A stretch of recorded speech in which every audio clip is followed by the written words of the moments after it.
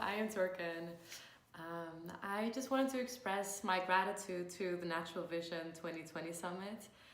I only heard about natural vision healing very recently, like a month ago.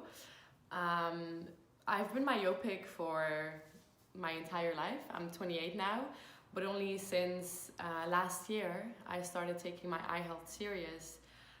Because my retina detached in my right eye, after which I lost 95% of my eyesight in my right eye. It's slowly healing now, but it's really not there yet. And all the traditional medicine tells me that there's nothing to do. And I've been to a gazillion doctors by now. And then, out of the blue, I found out about natural vision healing through a YouTube ad. And I started Googling it because I was like, what? This is a thing, this exists. And that's how I found out about Esther and about the Natural Vision Summit 2020. So first of all, I really want to thank you for creating this, especially creating this as an online platform and creating accessibility for people all around the world. I was personally especially drawn to Rosemary Gordon's talk and the way that she combined trauma and vision. I was originally born in Afghanistan and I grew up in the Netherlands.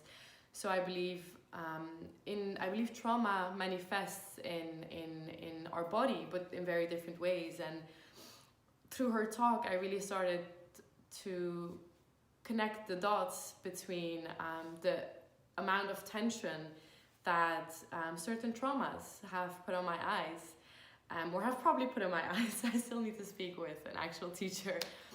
And then obviously I felt a bit dreaded about having to then engage in the healing process. I don't know if anyone else has that, but and until I came across Peter Thiel's talk, and I absolutely loved the playfulness with which he was engaging his patients, the people that he works with.